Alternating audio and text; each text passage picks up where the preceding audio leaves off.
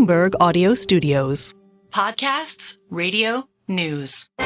This is Bloomberg Business of Sports. The business of sports can be intimidating or hard for a startup to break into. We really appreciate when our owners are actually there, with us through the journey. Teams, ours especially, have been very intentional to diversify at all levels of the company. I think we're in the golden years for the NFL and college football. Our demographic reach has continued to expand. This is going to be really unlocking the streaming platform for sports fans. Sports valuations are rising. We'll see when they peak. You don't have to be the best in your sport to make a whole ton of money. Bloomberg Business of Sports from Bloomberg Radio. This is the Bloomberg Business of Sports, where we explore the big money issues in the world of sports. I'm Michael Barr, along with my colleagues Scarlet Fu, Damian Sassower, and guest host Vanessa Perdomo of Bloomberg Originals. Coming up on the show, we talk with the lead owner and governor of the Boston Celtics, Grousbeck, along with his wife and business partner, Emilia Fazzalari. And we'll talk about them and their joint venture with Cincoro Tequila, as well as the latest on the future of the Celtics. We're meeting people right now, beginning the process, put a book together in a data room and meeting buyers. And there's been a lot of interest, actually, from lots of great people. All that is straight ahead on the Bloomberg Business of Sports. But first, we have a new World Series champion. Start the party, Los Angeles! Your Dodgers have won the World Series! That is Joe Davis on the call of the final out of the World Series this week, courtesy of Fox Sports. The Los Angeles Dodgers beat the New York Yankees 4-1 with a 7-6 victory. That was painful for Yankees fans. The team squandered what was a 5-run lead in the fifth inning after a series of Yankees mistakes. The heating up Judge, who settles under this ball, but then drops it. Can Hernandez get to the bag before the throw? He does. On a routine play, Aaron Judge just flubs it. Aaron Judge misplayed a routine fly ball in center field, and the wheels just fell off for the Bombers. On the other side, the happy gang, the Dodgers, were able to take the series with outstanding play for their stars, including World Series MVP Freddie Freeman, who told reporters after the game he couldn't explain what he did to get hot at the right time. I wish I had the real answer. I don't. You just kind of get into some heaters over the course of your career, and I'm just thankful that it was got the heater during the World Series. Dodgers World Series MVP first baseman Freddie Freeman talking to reporters courtesy of ABC News. And now, what's next for Yankee superstar slugger Juan Soto? After the game, he was non-committal about where he might sign this offseason. I'll be open to listen every single team. I don't have any doors closed or anything like that. So I'm going to be available for all 30 teams. Here now to help us recap is Bloomberg US sports business reporter Randall Williams. Randall, old buddy, welcome again to the Bloomberg Business of Sports. As always, thank you for having me.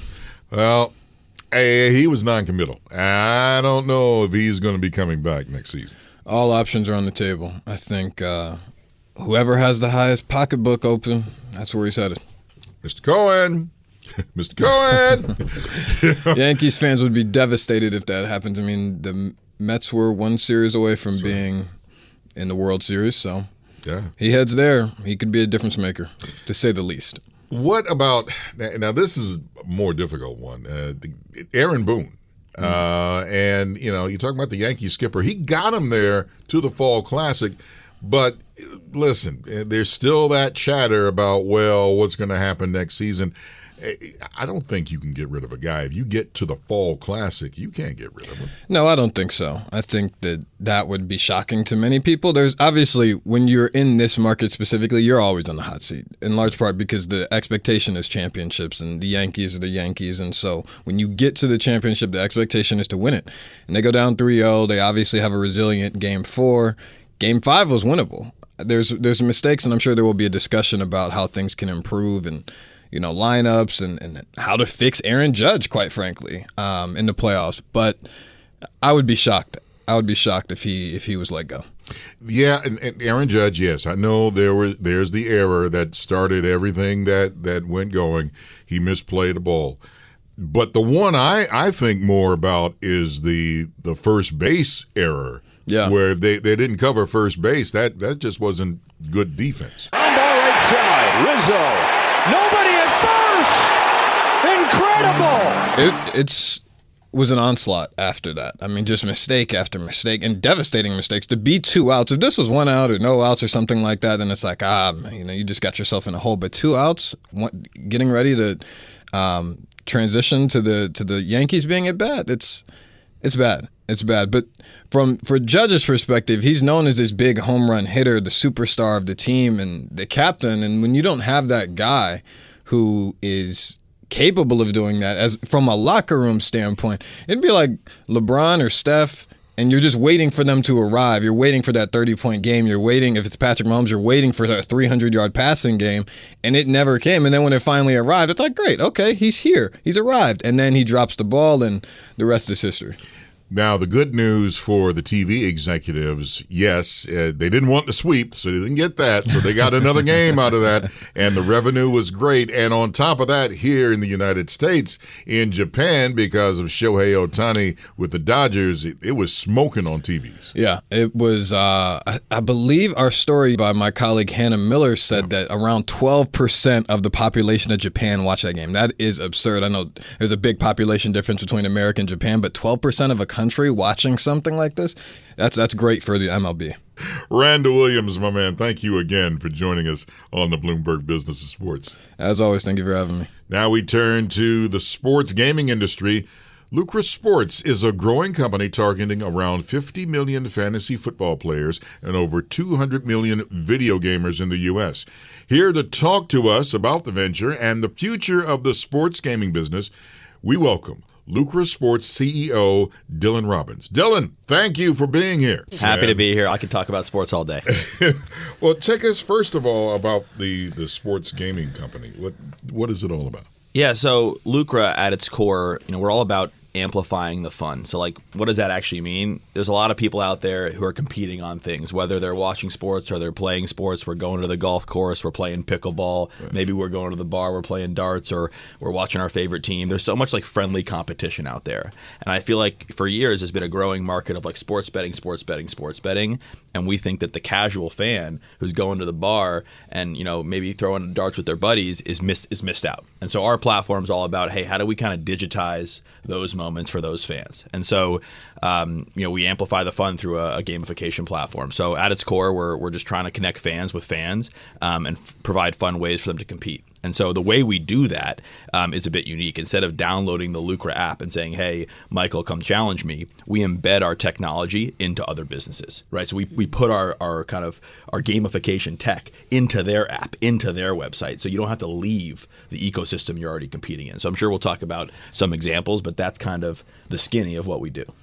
Right, yeah, I know you guys are partnered with Dave & Buster's and exactly that. So I found this super fascinating because me and my boyfriend, this is all we do. We sit on the couch, we just bet on everything. It's who buys the next bottle of wine. Exactly. It's at Dave & Buster's. It's literally the whole time. So when you're at Dave & Buster's, tell me how it works and tell me how you got partnered with them and why you felt that, licensing the technology was another way for you guys to have your business. Totally. So, imagine you and your boyfriend walking to Dave & Buster's and, what's great about their business is everything there is competable, right? Literally what you do is you go there and you challenge and you get that kind of dopamine hit and the fun of competing with friends. Just saying no one can beat me on air hockey. Okay. I'm a legend. Air hockey's one of our it's actually one of our top games out there. So we can put that to the test at some point. There's a great Dave & Buster's in Times Square. So let's go. We're close by. But you go in there with your boyfriend and you go into their loyalty app. And so one of the big drivers of this partnership is, hey, they've got 30 plus million Americans who go there, but only so many of them actually have the app, right? And they're like, how do we get more people on there?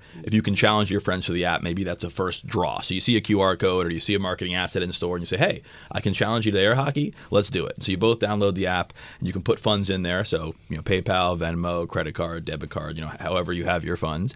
And then you can challenge each other to a game of air hockey. And then we escrow the money for you. So you don't have to worry about following up with your boyfriend to pay up at the end of the contest, which, I don't know him, but maybe that's hard to collect. And then once the game is over, you just select the winner and the money flows into your account. And what's cool from here is where I think the value gets really exciting, and what's coming soon, right now we're just in beta, is anything that you win, you'll be able to spend at Dave & Buster's. So the goal is that, hey, I won $20 in a game of Pop-A-Shot or in air hockey, and I can buy a burger at a discount, or I can spend that money on food and beverage, or I can load that money back up onto my Power Card. So that's kind of why we thought to kind of go the B2B route. Is we think we can drive more dwell time, more repeat visitation, more average per check size spent at Dave & Buster's, and brands like it. Because if a burger is $15.99, but you can play for a burger for $12.99, that's a win-win for everybody, because you get there, they get you spending more money, and they get your loyalty information, and they get kind of that kind of repeat gamification from you. Now they also have obviously the video games, and I love racing video games. So how does that? Well, you know me. How does that apply to you? Totally. So our racing games is one of our top categories, where you can go, and all the racing games they have there are competable, right? So you can go in there and challenge me. Hey, I'm going to have the fastest lap, or hey, I'm going to beat you in this game, and the winner of that game, maybe they get 20% off their next burger, right? And so it's not just, what's really cool about our business is we have a real money option where you can play for dollars. We also have a coupons or cash alternatives game where, hey, maybe I don't want to deposit $30 in, but I'll play for buy one, get one free wings, right? And so it's a way to kind of gamify loyalty for brands to say, hey, you could leave a buy one. There's a lot of data out there that says maybe I leave a buy one, get one free coupon on the table, and people don't cash it in. But if they play for it, and they're competing for it, and they feel like they've won it, it kind of gamifies that experience, and they go and they cash it in at the bar, right? And so that's a big part of our value prop as well. Do you know what, Vanessa, Dylan, my youngest son, he's 19 now, and he would do this all the time when we would play Gran Turismo and all that stuff. Yeah. So we would race, and then he might have a bad lap. So what he'll do is that he'll turn the car around and then come at me as I'm trying to race. Head on. God. Yeah. And it's like, Wow, that's a strategy. I haven't tried you little before. snot. What are I'm you gonna doing start to doing me, that man? because I'm horrible at racing games. I'm just going to start. Oh, yeah. Your boyfriend's going to love that. Yeah, for sure. That's so funny. So the thing for me that I'd love to hear for you how you started it is how you knew there was a market to digitize this. Because like for me, if we're in a bar, why do I need to have the app for Great question. So the company started, me and my partner Mike. We've been friends for 15 years, and we competed on everything. And we had this note on our phone, right? So like we go play golf, he'd owe me $10. I'm a big Knicks fan. I'd bet $10 on the Knicks with him. He's a Warriors fan. He'd owe me $20, and he'd never pay up. Sorry, Mike. He'd never pay up, and we would lose track. We had no leaderboard. We had no really. It was just kind of this like in the ether thing, right? And we kind of said, well, there needs to be something for this, right? There needs to be a digital way to do this, and we started thinking about that as a direct-to-consumer platform, and it's just really competitive. Like candidly, you're out there competing against the big players that we all know well who are spending a fortune on customer acquisition. And we realized that there's tons of brands out there and teams, we could talk about sports teams as well, that are kind of, I think, like missing the mark, that have millions and millions of customers but haven't captured the tailwind that sports betting has had. And so we said, can we pair these two things together where we know there's a need for people to do this and we know there's brands that want this? And so to get to the core of your question, I think it's a multi-pronged thing. Why would we not do it with cash? First of all, we escrow the money. To a point with your boyfriend, you don't have to worry about following up. Two is we have a lifelong leaderboard. So every contest you've ever played at Dave & Buster's or 5-Iron or one of our partners, you now have a tally. Like there's no BS. Who's up, who's down. You can share that to social media, etc. And number three, and I think probably most importantly, is the brand is going to give you an incentive or a reward to do it through them. This is the concept of the burger's 15, but now it's 12, or get a discount or a coupon to come play. And so the brand, it's a very unique thing, and this has really been resonating with me lately. It's the first thing I've seen in gaming where the brand is aligned with the customers. If I go play on a sports book, they want to beat me. They can pretend that they don't, but in reality, I'm putting money in and they're playing against me. But if I'm going to, 5-Iron Golf, which is one of our new partners, the golf simulator, they have one here in New York, and I'm saying I can hit a drive over 200. They want me to hit a drive over 200, so I get the money to spend at their ecosystem. They're not playing against me. I'm playing for 20% off my next burger, which they want me to buy anyway. So it's a unique alignment of interest between the customer and the brand or the team.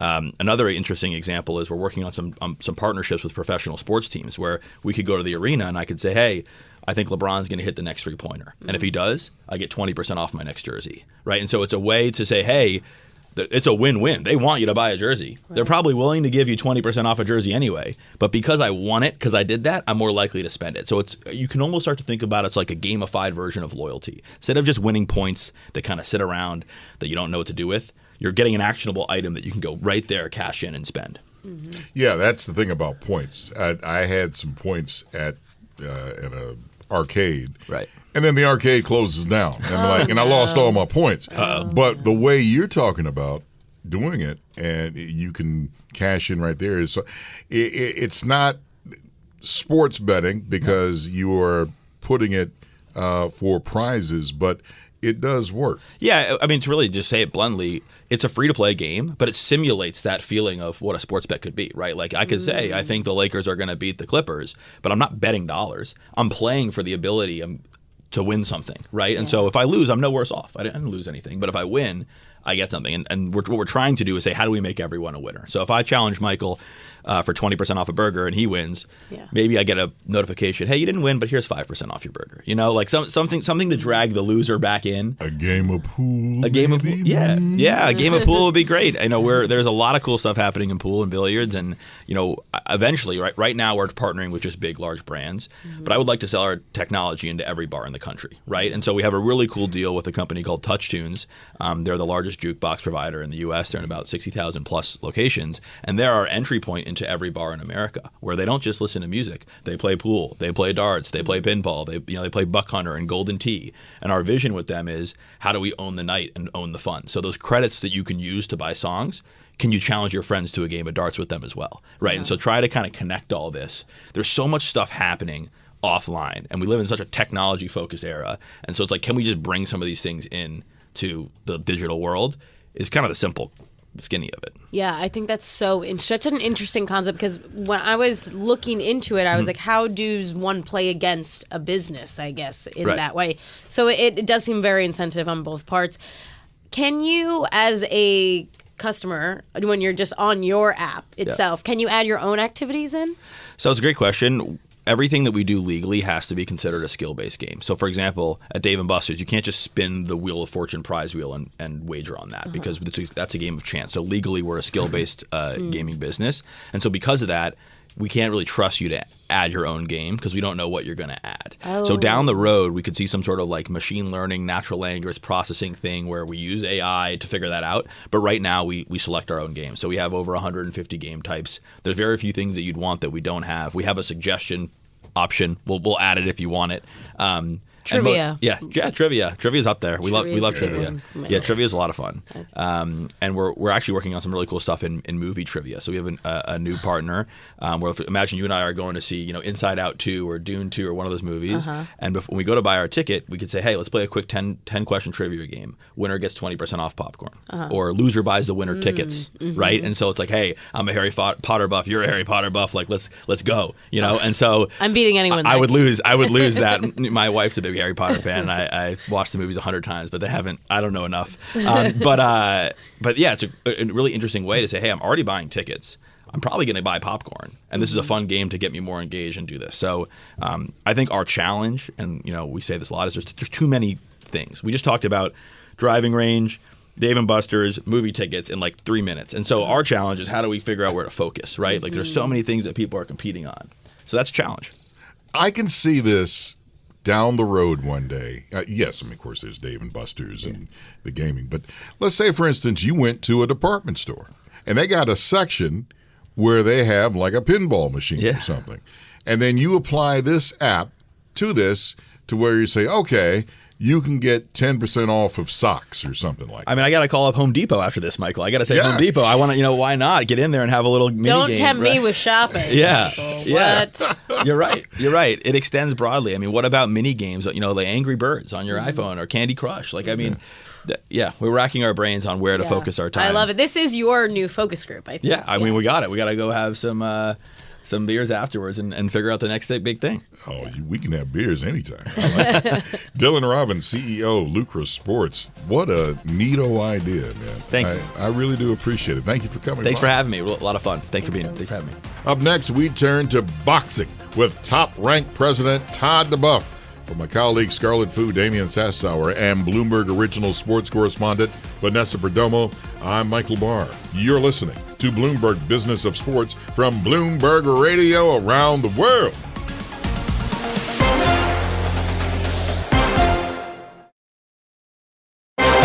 You're listening to Bloomberg Business of Sports from Bloomberg Radio. This is the Bloomberg Business of Sports, where we explore the big money issues in the world of sports. I'm Michael Barr, along with Damian Sassower and special guest host Vanessa Perdomo. Scarlet Fu will join us a little later in the program. Let's talk some boxing. Top Rank is working to get more eyes on the sport. They partnered with ESPN on a new original streaming series. And here to talk about that new show and more is Top Rank President Todd duBoef. Todd, man, welcome to the Bloomberg Business of Sports. It's great being on again. I love chatting with you guys, and you guys taking me on a journey, see what's going on in our business. And we do have a name for that show. It's called The Fight Life. The Fight Life. We'll get into it. Well, hey, tell us about, first of all, there's been some advances since the last time we talked to you on the show. And the biggest thing that I see is that the growth of women boxing. That's been, it's amazing what happened with this. And, I really give a lot of credit to Ronda Rousey in the UFC. Years ago, 2 decades ago, you saw Christy Martin come in with she was more of a digression from a Mike Tyson fight. And we all kind of played in it then. Ronda Rousey really just opened up the category for all combat sports and women. And then simultaneously, Katie Taylor winning the gold medal in London in the Olympics back then. It really started to explode, and it really exploded in Europe. U.S. came later, and now we're just seeing the benefits of that. Michaela Mayers, Emilia Estrada were both under our banner. And we did a phenomenal rating with Michaela and Sandy Ryan the other night. We did just under 1 million viewers average for 2 hours, which was fantastic in a terrific fight. So women's boxing is great. The personalities are great, and it's going to be around for a while. All right, Todd, enough of this. Talk to me about The Fight Life, your partnership with ESPN, your original streaming program. I think it just began earlier this month. I think you've got a number of people like Tyson Fury. You're going to follow their lives. I mean, I often ask our guests, what stories in sports haven't been told yet? You look at The Last Dance, Winning Time, Drive to Survive. Talk to us about The Fight Life. The Fight Life is a little bit of it and I like to give credit where credit is due. And I think Drive to Survive created a different product, and being at the forefront of, always doing these countdown shows, 24/7s, leading the viewer and leading you guys to go, I want to watch this show. I want to watch this fight on this night, appointment television. That's what we were kind of, dialed into. But what we didn't do was really talk about the entire ecosystem of that evolve. So it wasn't so fighter-centric or event-centric, but it was all about the ecosystem, about this global sport that is intertwined throughout the world. So what we did was we had Words and Pictures that was obviously very much involved in, The Last Dance, and Connor Show and Aaron Cohn are just incredible. And, and they basically, we took a snapshot of a year, and they followed us for a year. And they followed from my matchmakers, from the gym, the guy opening up a gym at 5 a.m. in Belfast, Ireland, to somebody closing a gym at 8 o'clock at night in Tokyo, right?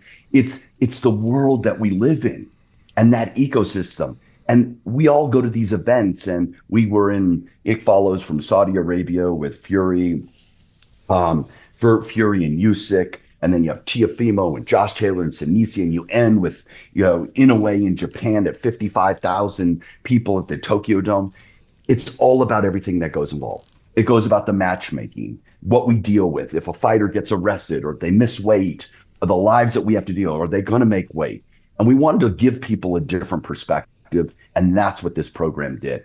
And it's been wonderfully received. And I'm really, it's kind of weird having a camera follow you everywhere and be a part of your life. I'm usually putting it on the athletes, but I think it's been fun for us. You mentioned Saudi Arabia, which is another big growth in the sport. with Saudi money coming in, the Saudi influence coming in. Where do you see it going? Is it?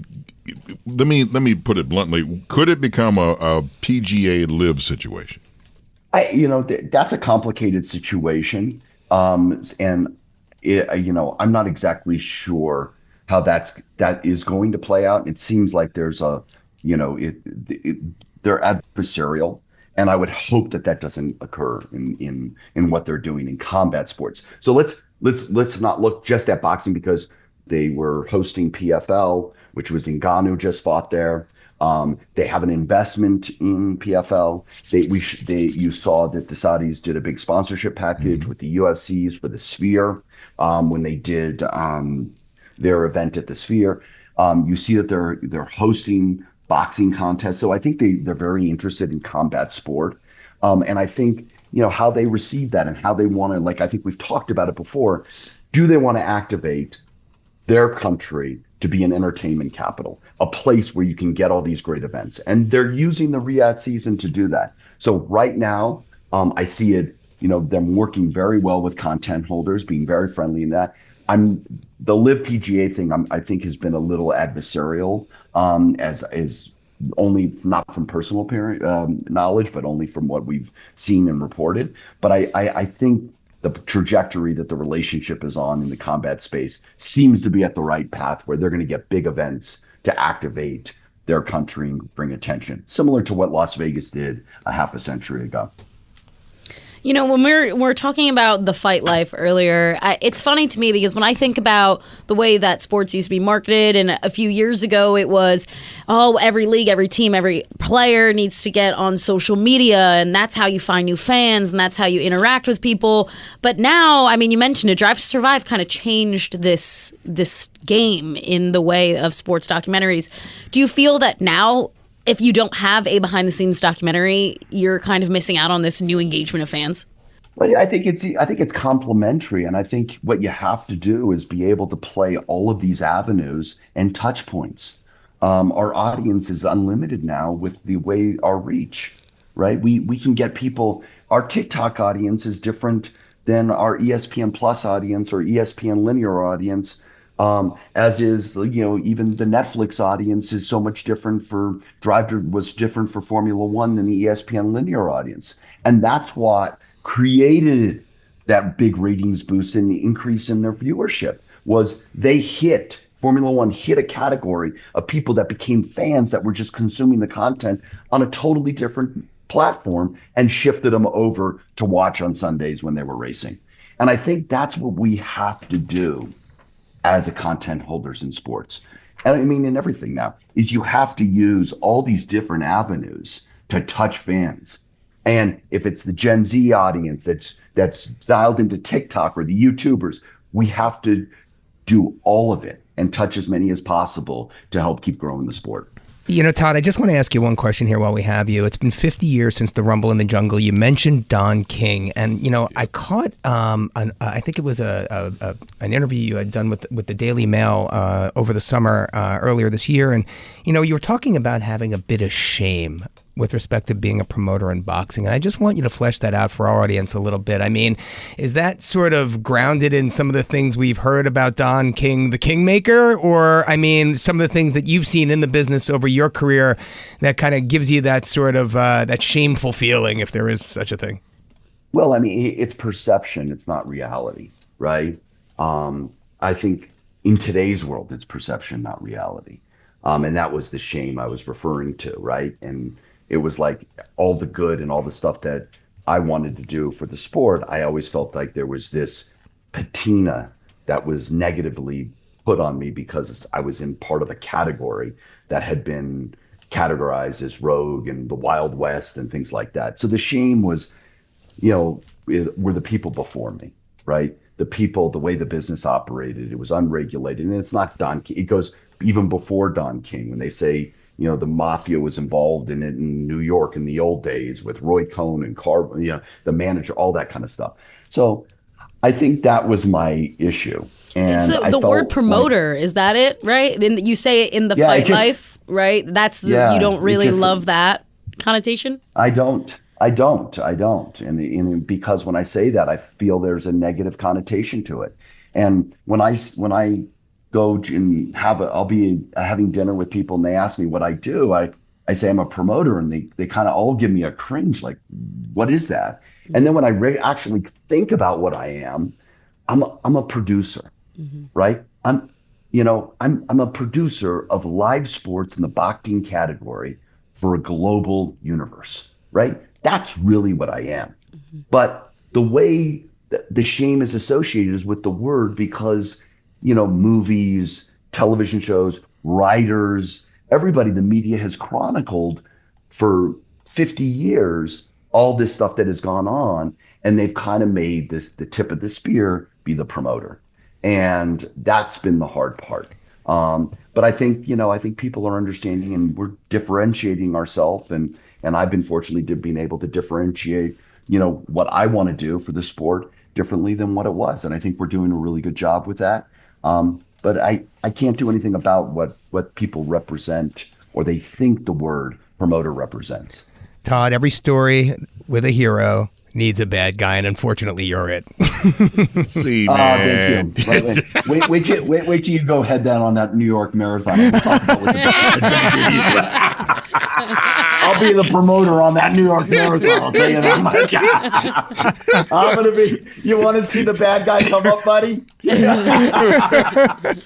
Todd duBoef, promoter for Damian Sassower, running man in the marathon. Yes. I'm going to tie those laces together, man. He ain't gonna know what the There's hell going to be hit him. some random traffic cones in your way. He'll be coming next week. It's like, dang, Damian, you didn't even get out the tent.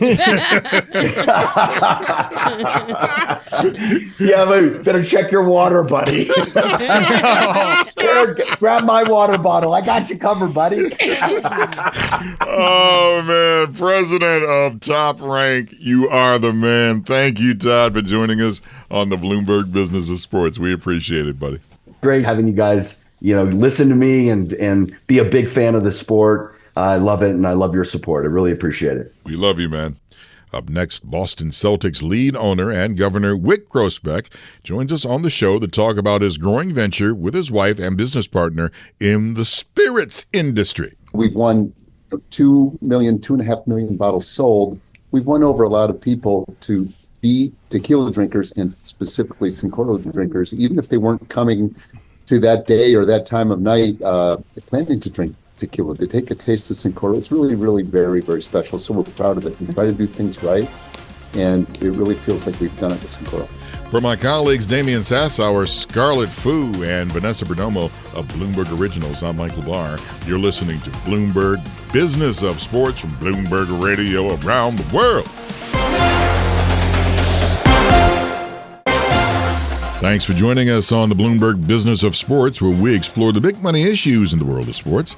I'm Michael Barr, along with Scarlet Fu and Damian Sassower. Well, we got some stuff to talk about. We have the lead owner and governor of the Boston Celtics, which is Wyc Grousbeck. And we also have Cincoro Tequila co-founder and executive chairperson, see, they know each other, Emilia Fazzalari. Thank you both for joining us on the Bloomberg Business of Sports.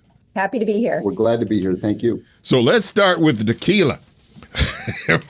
I want to talk about this. Now, you got this is some pretty high-end stuff. This is top shelf stuff here. Am I right, Emilia? 100%. It is top notch and delicious. Yeah. And we can't wait for you to try it, Michael. Oh, don't you worry. I'll be sampling it all over the place, man. Mrs. Barr can't have any. So Emilia, take us through Cincoro, the 5 founders, how it came into being. Sure. So it all started, it was one summer night in 2016 when my now partners and I decided to get together for dinner. And my partners are my husband, Wyc Grousbeck, Michael Jordan, who owned the Charlotte Hornets at the time, Jeannie Buss, owner of the Los Angeles Lakers, Wes Edens, owner of the Milwaukee Bucks. And so here we were representing 4 NBA teams. got together for dinner, and something pretty magical happened that night. We bonded as friends, and it was all over tequila. And we started talking about how much we all love tequila, and we had this shared love for it. And we started to talk about what we wanted in a tequila. We wanted something that was really delicious, and it's not a word you use to describe tequila normally. And we started talking about how great it would be if there was a tequila that was super smooth and had a long, beautiful finish like a fine cognac or a bourbon. And after that night, we decided to get together for dinner again. It was all around NBA Board of Governor meetings that were taking place in New York. And so after several more dinners and lots more tequila drinking, we decided to create our own, and that it was going to be delicious. And we weren't going to stop until we created this incredible liquid. And so that's really how it started. And it took us 3 years. That was, like I said, the summer of 2016. We launched the company in 2019. And it was because our focus was creating this delicious liquid. And we made 1,000 tequilas in that time frame. Wow. And then we launched. We had it. We nailed it. That's a pretty incredible story, and just topped by the fact that it's competitors getting together to do this together. Can you talk a little bit about how you plan to leverage, or what your original plan was to leverage athletes and marketing this brand? Because athletes or celebrities and spirits is something that, there's a lot of competition in the space. Mm-hmm. Yeah, so that's a great question, Scarlett. And for us, it was not about leveraging celebrity, but what's interesting is the athlete mindset.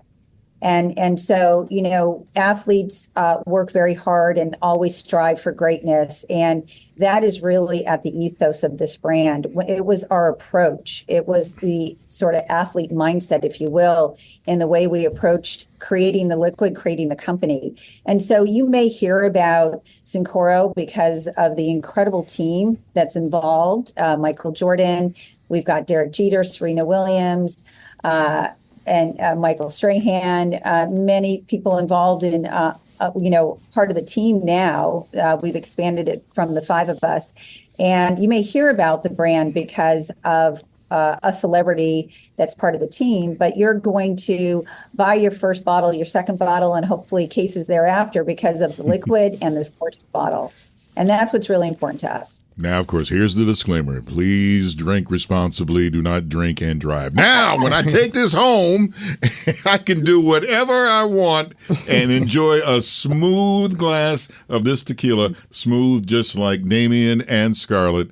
I am impressed that you guys came up with this.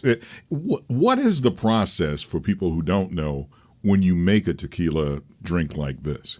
Well, thanks for asking how Cincoro is made. And that's really what makes Cincoro so special, is that we literally created this tequila over a 3-year period. And it starts with the agave plant. We harvest only the highest quality Blue Weber agave, and we let it mature so it's very rare, very ripe, and it has a very natural high sugar content. We also harvest from a very rugged terrain, and so the plant has to work harder, and it's a richer in flavor.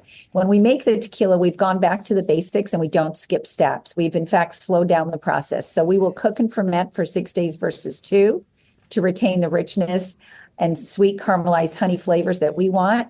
We will distill at a lower alcohol level, which takes longer, but again, allows the retention of the flavor and the sweetness. And then we will barrel age longer than the tequila. We will barrel age longer than the Tequila Regulatory Commission requires. And so it really allows the liquid to be absorbed in the natural flavors of the oak barrels. And that's what makes Cincoro so special. It's the slow process, the artisanal way that we've created the tequila. And well, the result is, so I'm the one that doesn't have the daily role running this company or anything like that. But I like winning things. Sometimes you win, sometimes you lose. But we've won 29 medals now for tequila. Yes. Wow. For this tequila, our Cincoro family of tequilas, 29 medals in the most prestigious spirits competitions in the world. And we've won 2.5 million bottles sold. We've won over a lot of people to be tequila drinkers and specifically Cincoro drinkers, even if they weren't coming to that day or that time of night planning to drink tequila. They take a taste of Cincoro. It's really, really very, very special. So we're proud of it. We try to do things right. And it really feels like we've done it with Cincoro. You know, Wick, I can hear George Clooney rolling his eyes now out in Malibu, California. I mean, this is unbelievable stuff. But, you know, what's interesting is your relationship with Emilia. I mean, Emilia, you're ex-Bloomberg. You know, I mean, this is unbelievable, the story of how you guys met, how you guys came into being here. So much so that NBC paid to have a sitcom after your family. I mean, tell us a little bit about it. Now, I know it was canceled after a short stint. I mean, probably that's because they had Donald Faison playing Wick. I mean, come on. I mean, he can't really capture all the structure, all the depth of Wick. But, you know, talk to us a little bit about the show. Talk to us a little bit about, you know, life outside of Cincoro, life outside of the Celtics. What was the question? All right. So I did work at Bloomberg. I loved my time at Bloomberg. In fact, I was there 23 years, and I really credit being able to start Cincoro and have it take off the way it did because of what I learned at Bloomberg. And that's really, it was a really great experience. With Michael, you know, one of the charities that he supports heavily, very generous, you have become a co-founding member of, and so you're still doing things in the Bloomberg orbit, and it's a great thing. And it's really special for me personally to be now on Bloomberg Radio, so in my new role, for having me. We love it when things come full circle. It really is a bit surreal, but so the question, I'll try to answer this one. So the way this show happened is I was married for 19 years, and he was born and raised in Boston, my ex-husband, and really great guy. We're very close friends. And when we got divorced, I don't think he expected, and nor did I expect, to meet the owner of his favorite sports team and run up to Vegas and elope. And so that was a little bit of a shocker, and integrating our families became a sitcom. In real life too. In real life too. And my ex has an incredible sense of humor, and good thing. And it keeps it all gelled and a lot of fun. And Wick thought it would be really interesting to write this story, and so he did and shared it with George and me, and we all collaborated on the pilot. And what do you know? NBC decided to pick it up, and we were the executive producer of the show. Unbelievable. Just an unbelievable story. And I mean, look, I'm sorry. I mean, Emilia, I'm just going to have to turn my attention to Wick here. I mean, Wick, you've been awfully quiet over there. And, you know, I'm sitting here and I'm watching guys like Peyton Pritchard throwing in 28 points, 5 rebounds, and 3 assists for the Celtics against the Bucks. I mean, this guy's a 6-man candidate of the year. I'm seeing Tatum. He's shooting 50% from 3-point range. You guys are passing out championship rings at home in front of the Knicks. Talk to us about your defense of the championship. What comes next for the Celtics? It's such an exciting time for you and the team. Don't worry, Wick. He's snarky right now. Thanks a lot, Damian. Well, if the video we're working on this podcast, you'd be able to see the ring right here. But I will say we were very worried about the Knicks, respectful of the Knicks. They are coming for us, for sure. They're coming for the league. They have rebuilt or added to their team, which was very strong last year. And I mean this very sincerely. And we knew they were sitting in that locker room, that cramped, unpleasant sort of visiting locker room, like every NBA visiting locker room, and they were cooped up in there while we were having this big banner and ring celebration. And then they came out. They came out hard. So we got them that night, but there's 3 more games to go, and then maybe the playoffs. Tom Thibodeau, by the way, the head coach, was our assistant head coach in 2008. Yeah. We won a ring together. Tibbs and I are neighbors out in the suburbs and have dinner together occasionally. We're friendly rivals, just like Cincoro. So it all works out in the end. See, now, I don't want anybody calling this show with this. It's like, you didn't ask them anything about the Boston Celtics and the sale, because they can't talk about the sale right now. That's you know. It's ongoing. The talks are ongoing. You don't discuss business at the dinner table. Now, back to tequila. I'm giving you just the the brief update on what's going on out of respect to Bloomberg and out of respect to you guys. So if you'd like, I can give you, a short paragraph about how it's going. Yeah. Just want to be helpful if I can. So the process is ongoing, and we have hired a couple of great banking firms. Mary Erdos is the lead over at JP Morgan for us, and Greg Lemkow over at BDT. Two terrific, well-known people. They're very enthusiastic about helping the Celtics find their next home. It's been 22 years for me. I'm going to end up transitioning out after 25 years is the plan. And so we're meeting people right now, beginning the process, put a book together in a data room and meeting buyers. And there's been a lot of interest actually from lots of great people. So we're just getting started, but the process is underway. Well, Wick, does this mean you're going to be spending more time? I know you have a sports and entertainment focused, I believe it's a private equity or a VC fund of sorts called Causeway Media. Does this open up the door for you to do some other things on that side? It does. It would free that up. I'm planning to have more time probably in 28, but yes, I do Causeway now. And our most recent, thank you for asking, Damian, our most recent investment at Causeway was the recapitalization of the PGA Tour, turning it into a for-profit from a non-profit and really thinking about taking it more global. So I'm in there with, we are in there with the Fenway Sports Group, Red Sox. We're in there with other major league owners from various leagues. And it really is a thrill to be in golf it's really a passion, but it's also a business or an entertainment, a sport that can really grow from here. And so we're excited to be doing that work. Yeah, we're really looking forward to seeing how that shapes up and how it develops. You had mentioned this is going to be kind of an ongoing process. In terms of timeline, do you think the sale will be completed before the end of the year? Just kind of broad brushstrokes? I think we're not really giving a timeline, but I would say that there's not a rush to do it, and then there's league approvals and all that. So I would say now that we're approaching November, I would say that we're probably targeting it for the earlier part of 25. Wick Grousbeck, co-founder of Cincoro Tequila, also lead owner and governor of the Boston Celtics, and Emilia Fazzalari, co-founder and executive chairperson of Cincoro Tequila. Thank you both for joining us on the Bloomberg alum. That's right. Yeah, you're old school here, man. He almost called you old, Emilia. No, I did not. I'm knocking him over here. No. Thank you all. I appreciate you guys coming on the Bloomberg Business of Sports. Thank you for having us. Nice being on. And that does it for this edition of the Bloomberg Business of Sports. For my colleagues Scarlet Fu, Damian Sassower, and Bloomberg Originals sports correspondent Vanessa Perdomo, I'm Michael Barr. Do not forget to subscribe to the Bloomberg Business of Sports podcast. Find it on Apple, Spotify, and all your favorite podcast platforms. Thank you for joining us. Tune in again next week for the latest on the stories moving big old money in the world of sports. You're listening to Bloomberg Business of Sports from Bloomberg Radio around the world.